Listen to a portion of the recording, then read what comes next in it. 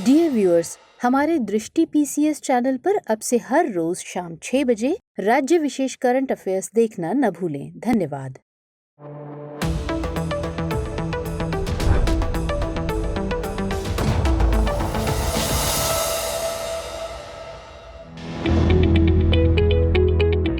प्रिय व्यूअर्स, इसी टॉपिक को इंग्लिश में देखने के लिए देखिए दृष्टि आईएएस इंग्लिश यूट्यूब चैनल।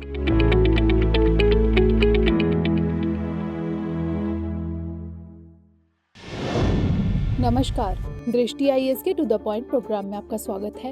आज हम बात करेंगे सुर्खियों में धन शोधन निवारण अधिनियम 2002 यानी prevention of money laundering act 2002 के बारे में।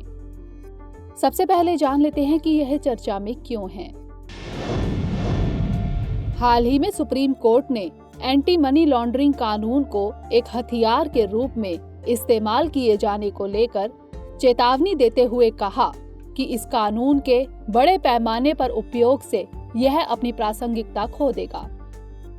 कोर्ट ने कहा कि यह जरूरी है कि इस अधिनियम का इस्तेमाल यथोचित रूप से किया जाए। अब जान लेते हैं धन शोधन निवारण अधिनियम यानी PMLA 2002 के बारे में।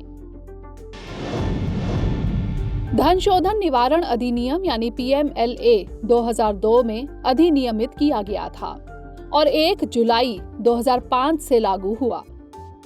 इसका मुख्य उद्देश्य मनी लॉन्ड्रिंग से निपटने के लिए देश में एक कानूनी ढांचा तैयार करना है। यह अधिनियम धन शोधन की रोकथाम करने और सरकारी अधिकारियों द्वारा अवैध स्रोतों या गतिविधियों से अर्जित की गई संपत्ति को जब्त करने की शक्ति देता है। PMLA में 2009 और 2012 में संशोधन किया जा चुका है। PMLA के तहत सबूत का भार यानी बर्डन ऑफ प्रूफ आरोपी पर होता है, जिसे यह साबित करना होता है कि संदिग्ध संपत्ति या परिसंपत्ति अवैध रूप से अर्जित नहीं की गई है। इस अधिनियम के तहत प्रवर्तन निदेशालय यानी द डायरेक्टोरेट ऑफ एनफोर्समेंट को मनी लॉन्ड्रिंग से जुड़े मामलों की जांच करने का दायित्व सौंपा गया है। अब समझ लेते हैं कि धन शोधन यानी मनी लॉन्ड्रिंग क्या है। इसका अर्थ अवैध रूप से अर्जित आय को छिपाना या बदलना है ताकि वे वैध स्रोतों से प्राप्त हुए दिखाई पड़ें। सरल शब्दों में समझें तो ऐसी प्रक्रिया जिसके अंतर्गत अवैध तरीके से कमाए गए काले धन को वैध किया जाए। इनमें अवैध रूप से हथियारों की खरीद फरोख्त, तस्करी, मादक पदार्थों की बिक्री, डकैती, जबरन वसूली आदि जैसे गंभीर अपराध शामिल हैं। अंतर्राष्ट्रीय मुद्रा कोष यानी IMF के अनुसार वैश्विक मनी लॉन्ड्रिंग का अनुमान वैश्विक GDP के 2 से 5% के बीच है। अब जान लेते हैं प्रवर्तन निदेशालय के बारे में।